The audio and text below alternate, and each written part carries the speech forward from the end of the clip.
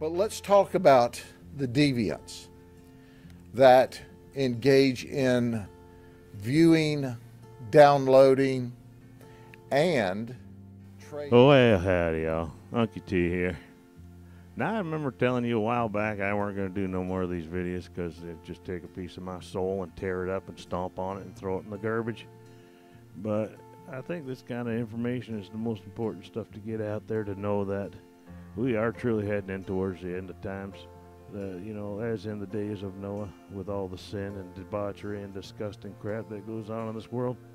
And I know that these YouTube soy cucks, these girl boys who want to try to think they're more important than everybody else, or they know more than doctors or whatever, they don't like to see this stuff go up neither, because it's probably cutting into their business. But my point is, I just figure I had to do this. I mean, it's like almost a public service announcement to do this stuff, because I tell you what, it's just heart-rendering. Just tears my heart out to see what these people are capable of. You gotta believe they don't know God. But anyways, having said that, yeah, here's another one for you. Try and enjoy it, but I don't think you will. Important part of our team, as we've discussed in the past, anytime we do a human trafficking operation, anytime that we're dealing with the most vulnerable children, we look for partners, for experts. And there is no one in the community that's more of an expert than Dr. Thomas. And I say this only because she allows me to. She too was a child sex victim.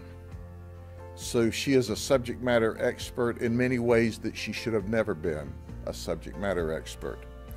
But we're going to talk today first about, we're going to bifurcate this operation. We're going to first talk about the pornography, the child pornography, and I'm going to introduce you to these folks. As I've said over and over before, parents have got to look out for their children, because there are deviant people like this that are looking out to attack their children. We have studies that tell us that the overwhelming majority of people that view child porn would sexually attack a child if given the opportunity. Our detectives once again have done a remarkable job.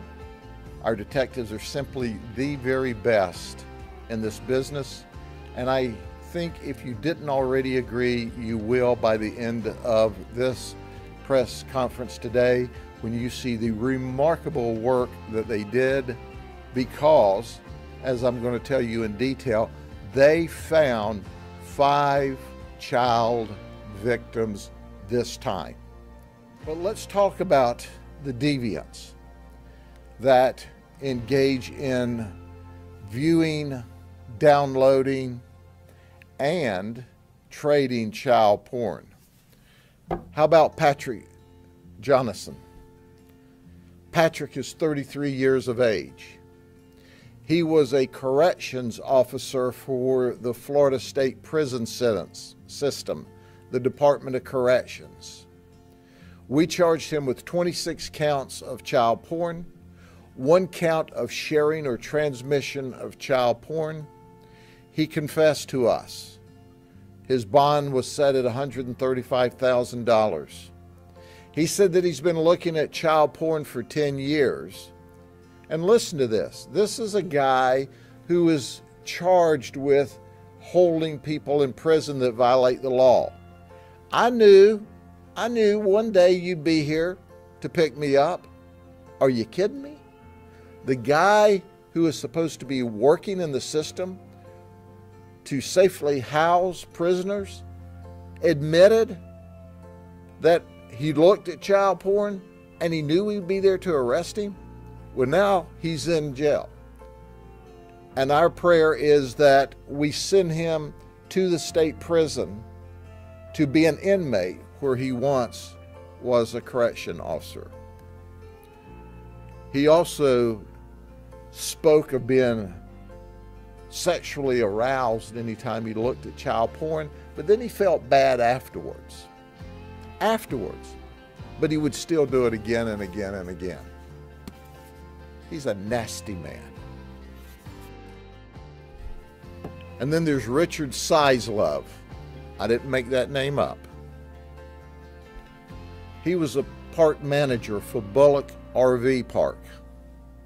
He's charged with 28 counts of child porn.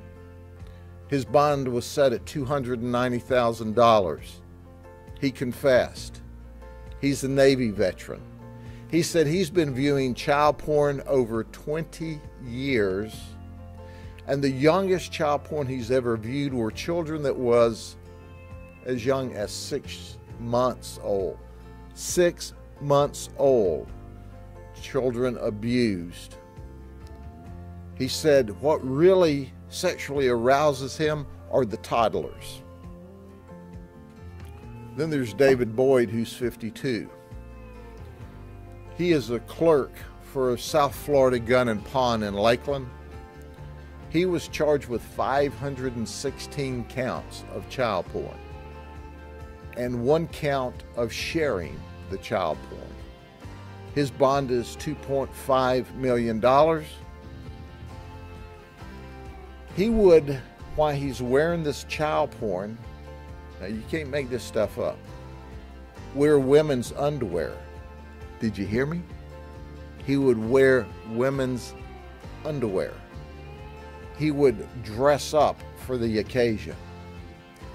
And then he would on one occasion, he photoshopped his face over one of the photographs of a child who was providing sex to an adult. He photographed his face in there as being the one receiving the sex. This guy is extra, extra, extra, extra nuts. Deviant. Then there's Tyreek Lampkin. He's unemployed. He lives with his mom, his grandma, and his aunt. And he's charged with 197 counts of child porn and 1 count of transmission. He confessed. He would look at porn because he didn't have a job. He had opportunities to look at it every day. Then this is what he told us during his confession, that he was saving this child porn so he could turn it over to law enforcement. You know, like he was doing his own investigation. He doesn't look like Dick Tracy to me. And he was trading child porn. And then he said, well, the reason I was trading child porn was so I could raise awareness. He didn't look like Dr. Thomas to me. This guy actually told us that. Well, we hope that he has that same story for the jury. And if the jury sees it the way we do, he'll get to go to state prison with the rest of his buddies. And then there's Luigi Santera. Luigi is a Hilton Hotel housekeeping manager at Lake Buena Vista. Oh, he was. Thank you, Hilton, for firing him. He was in possession of 148 counts of child porn, and we charged him with 12 counts of sharing this child porn. His bond was set at $426,000. Now, not only did he like child porn, he liked granny porn and trans porn. So he was an equal opportunity offender. Whether you were an infant or a granny or anyone in between, any porn was good enough for him. So we go to Harrison Egbert's house. I'm going to refer to him as Egbert because I think that name is appropriate for what I'm about to tell you. Whereby we were charging him with 1,000 counts of child pornography. He said he was a hoarder of child pornography. He liked to keep it around. In fact, we only charged him with 1,000 counts, or to be specific, 999 counts, because, you know, the computer systems aren't set up to take 1,000 criminal charges on one person. But we have 3,000 more photographs and videos that he has. So if what I'm about to tell you doesn't get him in prison for about 18 life felonies or 18 different life terms, nothing will. He was a U.S. Marine veteran. He worked for Lead Feathers in their custom shop as an armorer. Lead Feathers is a very popular gun store in the Winter Haven area with a great reputation, but little did they know they had a deviant and a pervert as an armorer who worked in their custom shop. But during the investigation, part of the interview circles around, do you know child victims? And during the interview, he admitted that he was a hands-on offender, that he had created child porn with 2 children he had access to. Those children, at the time he created this child porn, were 5 years old and 3 years old. And he did this after he got them into a shower. And then Egbert told us about a friend of his, David Lavin Jr. David Lavin Jr. is a contractor.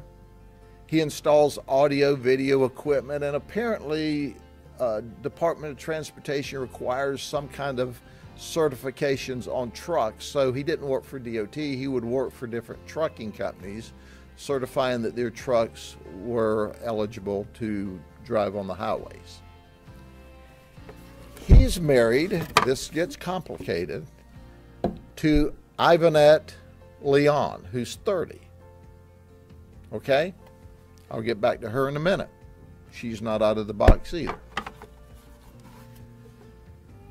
So he said, Egbert tells us that he and his friend both have sexually battered a little girl that they found access to, who was between 6 and 8 years of age. A female. On multiple occasions when she was as young as 6. Over a 2-year period. We found videos of their sexual conduct. Now keep in mind, when they created this child porn and they sent it out, these children will be victimized for the rest of their lives.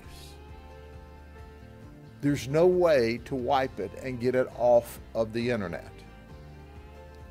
And I can tell you, our big internet companies that created this infrastructure could stop it, but they don't because they're greedy. You see, money is more important to them than the fact that children have been victimized. If I may interject for just 1 second, it has been my experience with these social media companies and whatnot that money really isn't the issue. What is the issue is spreading the evil and the satanic way of life that they want to spread throughout all the peoples of this world to separate them from God. It's as simple as that. The same reason that a lot of the stuff you see in the world is just pathetic, disgusting stuff that's just meant to separate man from God, to make God more angry so he won't interject on our behalf, just like he did with the Israelites when they got onto the idols and what have you. He sent them off. So there you go. That's just my 2 cents. So as they had sex with these children they had access to, we recovered a text message between Egbert and Lavin, where they were texting each other. Things such about how wonderful the sex was and how they planned to do it again, and the different maturations they planned during the sexual encounter, and who all they wanted to try to locate or attract or groom into the business.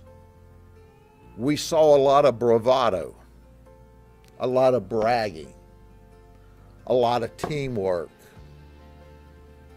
We found a video of one of these guys sexually battering a child and taking a video, while the other child, or while the other man, Lavin, also videoed it from a different perspective while creating a pleasurable experience for himself. You can't make this stuff up. This is the most horrible thing we have seen in a very long time. Two adults attacking a little girl. I didn't stutter.